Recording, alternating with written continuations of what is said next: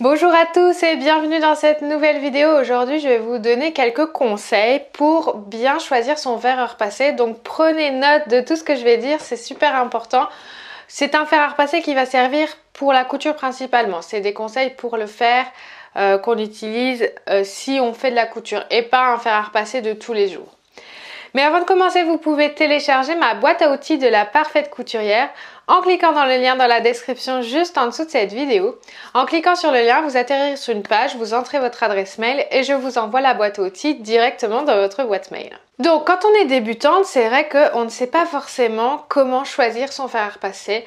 Donc moi souvent je le dis, il faut avoir un fer à repasser même presque avant la machine à coudre avec la planche parce que c'est super important. Vous allez voir que quand il faut coudre, vous allez devoir coudre une couture, repasser dessus pour bien l'ouvrir, ensuite repasser toujours les pièces.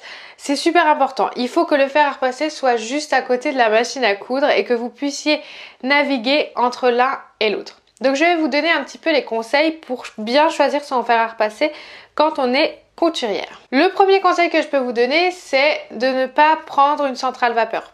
Prenez un fer qui a un petit peu de vapeur, mais la vapeur ne sert à rien parce que au contraire, elle va vraiment abîmer votre tissu et en plus elle n'est pas utile pour tout ce qui est thermocollant.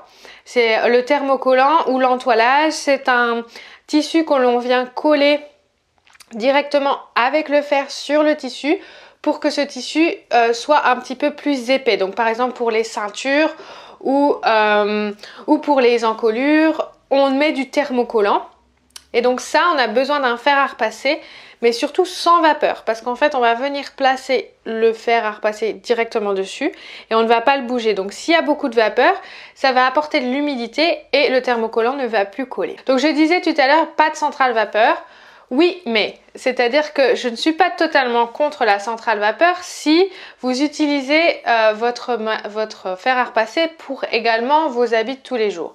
Par contre, si vous avez une centrale vapeur, faites bien attention, essayez d'enlever la vapeur quand vous allez l'utiliser pour la couture. Ça ne sert à rien d'en avoir. Sinon, vous achetez un fer à repasser, donc comme moi, comme celui-ci par exemple. Un fer à repasser tout simple qui coûte déjà un petit peu moins cher, donc vous n'avez pas besoin de dépenser des 1000 et des cents dans un fer à repasser quand on est débutante en couture, d'accord? Il faut qu'il soit assez maniable, assez simple à ranger ce fer à repasser. Donc je le dis souvent, ce qui est vraiment bien quand on débute, c'est d'avoir un coin couture à soi. C'est-à-dire que il faut que la machine à coudre elle ait un emplacement définie et qu'elle ne bouge plus.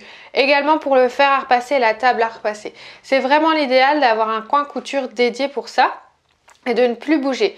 Donc du coup, le fer à repasser va rester là vraiment sur sa table et il va plus bouger. Vous pourrez également repasser vos habits sur cette table à repasser, il n'y a pas de problème. Mais ce qui est important, c'est que le fer à repasser, lui, soit maniable pour pouvoir aller dans des coins de votre tissu, parce que vous allez voir quand vous faites de la couture, sur les arrondis c'est pas toujours simple de repasser. Donc mettez-vous dans un endroit avec beaucoup d'espace et avec un petit fer pour pouvoir bien aller dans les endroits de votre tissu. Ensuite, ce que je vous conseille sur la puissance du fer, c'est qu'il ait une montée en température assez rapide et une semelle chaude sur toute la surface, Quand je dis toute, c'est ce que je viens de dire tout à l'heure, il faut qu'elle soit chaude aussi ici, sur le bord de votre fer. C'est vraiment l'idéal. Parce que si on veut aller dans un coin pour aller repasser, il faut vraiment que le bout là soit chaud. Donc il faut qu'il monte très vite en température, que la semelle soit très vite chaude et qu'en plus, elle soit chaude sur toute la surface. Pourquoi la montée en température c'est important?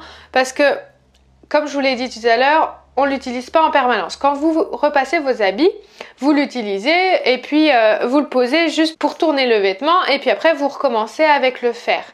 Là, vous allez repasser, puis ensuite coudre. Donc quand vous cousez, ça peut prendre beaucoup de temps à la machine à coudre et donc vous allez revenir ensuite à la table à repasser. Donc il faut que la montée en température soit rapide. Si vous avez une fonction auto-stop comme sur les voitures, c'est l'idéal. Moi celui que j'ai, il fait auto-stop, c'est-à-dire que je ne le débranche pas, mais à partir du moment où je le prends et que je le pose, il monte en température très rapidement. Ça c'est vraiment l'idéal. Sinon Il peut monter en température vite, mais il faut le brancher et le débrancher. Pour la capacité du réservoir d'eau, il faut quand même qu'elle soit assez grande. Elle n'a pas besoin d'être trop grande, mais l'avantage quand elle est assez conséquente, c'est que vous n'êtes pas obligé de le remplir toutes les 5 minutes. L'idéal, c'est à peu près 300 ml comme réservoir. Ça fait à peu près 30 minutes d'autonomie. Si vous avez la fonction auto-stop, ça permettra de ne pas consommer l'eau qu'il y a dedans et donc de la garder et d'avoir vraiment 30 minutes d'autonomie. Ensuite, le dernier conseil que je peux vraiment vous donner pour avoir le fer à repasser, c'est un système anti-calcaire. Alors je crois que maintenant ça existe vraiment sur tous les fers à repasser. Mais il est vraiment important, surtout si vous êtes dans une région où il y a de l'eau très calcaire. Alors il en existe plusieurs, il y a un système qui s'appelle auto-nettoyant. Lui, il va réduire en poussière le calcaire et les saletés qui se trouvent dans votre fer à repasser et va les rejeter. C'est, je crois, le système le plus répandu, c'est le système auto-nettoyant. Le deuxième système, c'est une tige anti-calcaire. Moi, c'est ce que j'ai sur mon fer à repasser, c'est en fait une tige que vous pouvez enlever et en fait vous avez le calcaire qui se trouve dedans et vous allez le nettoyer. Et donc lui il permet d'éviter toute trace blanche de calcaire sur votre vêtement et c'est un système qui est un petit peu plus robuste. Et enfin il y a un troisième système, c'est la cartouche anti-calcaire. Elle en fait c'est une cartouche qui va absorber tout le calcaire comme une éponge et donc elle va garder tout ce tartre et ce calcaire à l'intérieur et donc il faudra changer la cartouche de temps en temps pour en mettre une nouvelle et donc pour augmenter la durée de vie de votre fer. Bien sûr, ces trois systèmes dépendent un petit peu de la qualité de l'eau de votre région. Si elle est très calcaire, peut-être choisissez le troisième système, sinon choisissez le premier ou le deuxième, ça suffira largement. Donc les prix, c'est vraiment très variable. Si vous utilisez une centrale vapeur, forcément les prix sont plus élevés qu'un fer à repasser tout simple. Mais quand on est débutante, on n'a pas besoin d'une centrale. Un fer tout simple, ça va, ainsi qu'une table à repasser. Voilà, j'espère que cette vidéo vous a plu, que tous ces conseils vont vous aider à choisir le meilleur fer à repasser pour votre couture. Je vous remercie d'avoir regardé la vidéo. Vous pouvez vous abonner à ma chaîne YouTube en cliquant sur le bouton juste en dessous de la vidéo. Vous pouvez également regarder une des vidéos qui s'affichent à l'écran pour aller plus loin, pour apprendre à créer vos propres vêtements. Je vous remercie une nouvelle fois d'avoir regardé la vidéo et je vous dis à très vite.